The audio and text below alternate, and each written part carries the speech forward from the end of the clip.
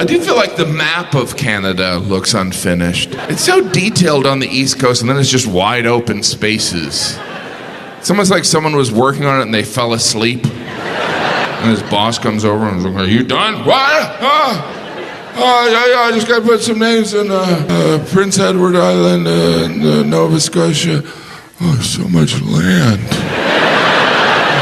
Newfoundland." The boss is like, "Are you done?" Yeah, I'm done. Columbia, that's a country, all right. British Columbia.